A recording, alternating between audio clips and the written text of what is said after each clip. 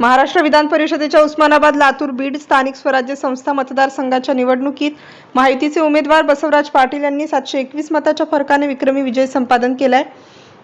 भाजपचे उमेदवार बसवराज पाटील यांना तब्बल 845 मते मिळाली, तर काँग्रेसचे उमेदवार देशमुख यांना केवळ 124 मतांवर समाधान मानावं लागलं। त्यामुळे काँग्रेस उमेदवारांचे अनामत रक्कम डिपॉझिट देखील जप्त झाली आहे। डिपॉझिट वाचवण्यासाठी उमेदवाराला किमान 161 मतांची आवश्यकता होती, मात्र देशमुख यांना आवश्यक मतसंख्या गाठता आली नाही। या निकालामुळे महाविकास आघाडीची मोठ्या प्रमाणात मते फुटल्याचे स्पष्ट झाल्याची चर्चा राजकीय वर्तुळात सुरू आहे। भाई उद्धवराव पाटील शासकीय औद्योगिक प्रशिक्षण संस्था ITI तुळजापूर रोड धाराशिव येथे मतमोजणी प्रक्रिया पार पडली। जिल्हाधिकारी तथा निवडणूक निर्णय अधिकारी कीर्ती किरण पुजारी यांच्या मार्गदर्शनाखाली संपूर्ण मतमोजणी शांततेत आणि पारदर्शक पद्धतीने पार पडली। निकाल जाहीर होताच उस्मानाबाद, लातूर आणि बीड जिल्ह्यामध्ये महायुतीच्या कार्यकर्त्यांनी जल्लोष साजरा केला। ढोल ताशांच्या गजरात गुलालाची उधळण करत कार्यकर्त्यांनी विजयाचा आनंद व्यक्त केला। अनेक ठिकाणी फटाक्यांची आतिषबाजी करून आणि एकमेकांना मिठाई भरवून विजयाचे स्वागत करण्यात आले। विजयाची अधिकृत घोषणा होताच विजयी उमेदवार बसवराज पाटील यांनी कार्यकर्ते, मतदार आणि महायुतीच्या सर्व नेत्यांचे आभार मानले। हा विजय विकासाच्या राजकारणाचा आणि महायुतीवरील जनप्रतिनिधींच्या विश्वासाचा असल्याची प्रतिक्रिया त्यांनी यावेळी व्यक्त केली। मतदारसंघाच्या सर्वांगीण विकासासाठी आपण कटिबद्ध असल्याचेही त्यांनी यावेळी सांगितले। या निकालामुळे मराठवाड्यात महायुतीची ताकद पुन्हा एकदा अधोरेखित झाली असून आगामी स्थानिक स्वराज्य संस्था आणि इतर निवडणुकांच्या पार्श्वभूमीवर या विजयाला विशेष महत्त्व प्राप्त झाले आहे। हे बघा, बसवराज यांनी बऱ्याच जणांना, अनेक लोकांना मोफत सहकारी संस्थांमध्ये मतदान केलेलं आहे पूर्वी। त्याची सुद्धा कदाचित उतराई या निवडणुकीमध्ये झाली असेल, म्हणून मतांची संख्या आमच्या मताप्रमाणे 850च्या पुढे जायला पाहिजे होतं। एक 4-5 मतं आम्हाला कमी पडलेले आहे आणि समोरचे जे उमेदवार आहे, आम्ही त्या उमेदवारावरती बोलणारच नाही, परंतु त्यांना उभं केलं गेलं। आणि मी काय सांगतो की बसवराजजींचे व्यक्तिगत संबंधामुळं सुद्धा आणि भारतीय जनता पार्टी, राष्ट्रवादी काँग्रेस पक्ष आणि शिवसेना, एकनाथ शिंदे साहेब हे सर्वच्या सर्व अतिशय एक दिलानं, RPI सुद्धा, आठवले साहेबांचा गट सुद्धा, इतर काही आघाड्या बी आहेत, जसे की आमच्याकडे बाबुराव पोटवरे साहेब वगैरे, त्यांनीही मत फुटलेली आहे। जेवढी कागदावर मत आहे त्यापेक्षा 150 हे बघा, मविआ का फुटली हे मविआंच्या नेत्यांना विचारा। ते आमचं काम नाही, ते नाही, मी त्याच्याबद्दल आता बोलणार नाही। त्यांचा निर्णय काल झालेला आहे, त्याच्यामुळं ओमराजे साहेबांचा निर्णय काल झालेला आहे, काल त्यांनी डिक्लेअर केलेले। अगोदर विनाकारण कोणाचेही नाव बदनाम करण्याचा आमचा इरादा नाही। विषय झालेला आहे, काय भावना? आज आदरणीय बसवराजजी पाटील साहेब, भारतीय जनता पक्ष महायुतीचे आपले उमेदवार हे रेकॉर्ड ब्रेक मताधिक्यानं निवडून आले। मागच्या वेळेस आदरणीय धस साहेब होते, पण त्याच्यापेक्षा पण जास्त समोरचा उमेदवार डिपॉझिट जप्त झाला। अशा परिस्थितीमध्ये आदरणीय बसवराज पाटील साहेब निवडून आले, त्याबद्दल आम्ही सर्व अतिशय समाधानी आहोत। दादा, येऊन जर बघितलं तर महायुतीमध्ये आता नुकताच एक काल प्रवेश झालाय ओमराजे निंबाळकरचा, त्याचं पण आता सांगितलं तर महायुतीच्या त्या मतामुळे महायुतीच्या मतावर परिणाम पडला असं झालं काय? नाही, मला वाटतं की भाजपचा सर्वसामान्य कार्यकर्ता म्हणून आम्हाला समाधान या गोष्टीचं आहे की स्थानिक स्वराज्य संस्थेमध्ये इतकं उत्स्फूर्त असं यश आम्हा सर्वांना मिळालं। त्या यशामुळे आदरणीय पंतप्रधानांचे, आदरणीय देवाभाऊंचे हात बळकट होत असतील तर भाजपचा कार्यकर्ता म्हणून आम्ही सर्व अतिशय समाधानी आहोत।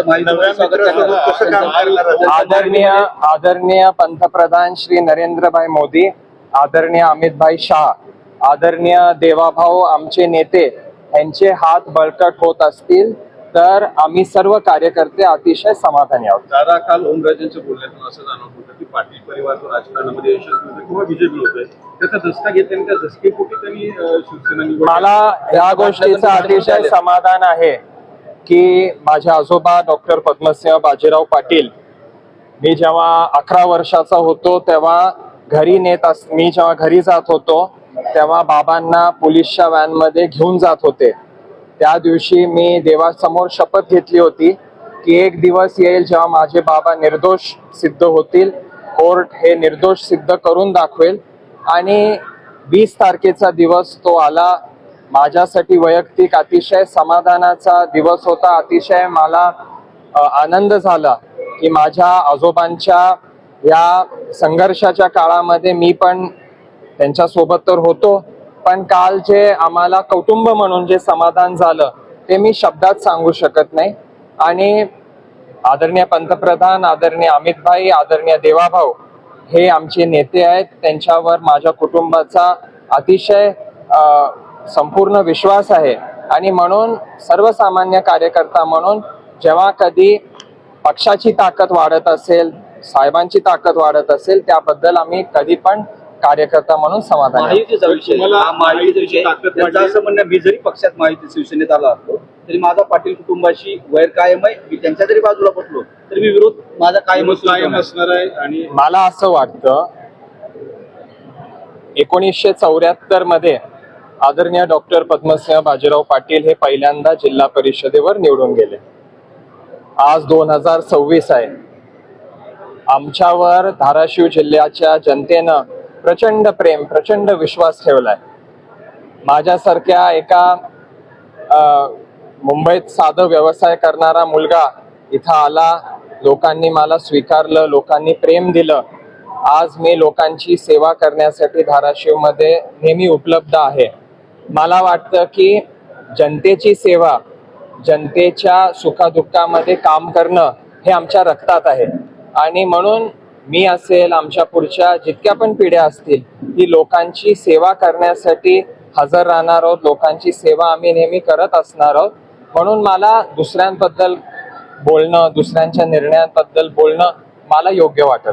मित्रपक्षासोबत कसं काम असं सांगितलं की ते जरी माहितीचा एक भाग असले तरी तुमच्या परिवारासाठी ते मत मागणार नाहीत आणि तुमच्या. मला वाटतं की आदरणीय पंतप्रधान नरेंद्रभाई मोदी, आदरणीय अमितभाई शाह आणि आमचे नेते आदरणीय देवाभाऊ यांना बघून आणि राणादादांचं काम बघून जनतेचा प्रचंड विश्वास आणि प्रेम भारतीय जनता पक्षावर नेहमी राहिलेला आहे. आणि भाजपने जे ऐतिहासिक विजय स्थानिक स्वराज्य संस्थेमध्ये मिळवला तो इतिहासात रचला गेलेला आहे. आणि जनता, जनार्दन, मायबाप जनता ही भाजप आणि आपल्या सर्व नेते मंडळीच्या पाठीशी नेहमी उभा राहील. 17 वर्ष चांगल्या मताधिक्यानं तुमचा विजय झालेला आहे. काय नेमकं सूत्र या विजयाचं बांधलं होतं, कुठल्या अदृश्य हात होते त्यांनी तुम्हाला मदत केलेली?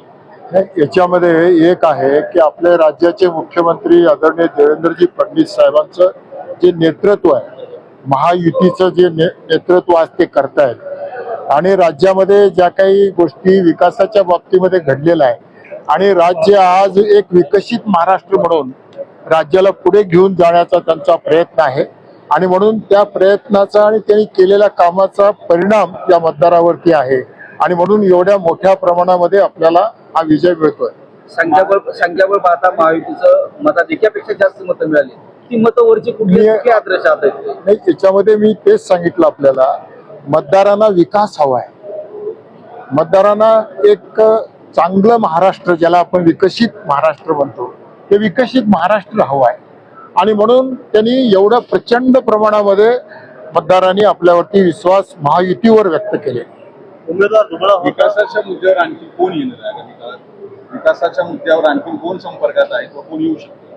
नाही, विकासाच्या मुद्द्यावर मला माहित नाही, येणाऱ्याचं स्वागतच आहे, परंतु मी एवढं सांगू शकतो की हा विकासाचा जो घौडदौड या महाराष्ट्रामध्ये सुरू आहे आणि या वारीमध्ये सगळेच लोक सामील होतील. पाटील साहेब, एक प्रश्न असा आहे की आता नुकताच ओमराजे निंबाळकरांचं महायुतीमध्ये हे झालंय, त्या ओमराजे निंबाळकरांचा काही महाविकास आघाडीला फक्त बसून आपल्यात काही मतं आलीत का? असं मी आता तुम्हाला एका शब्दात, एका वाक्यात सांगितलं की मतदारांनी या महायुतीच्या नेत्यावर त्यांनी विश्वास दाखवला आणि मतदान केलं.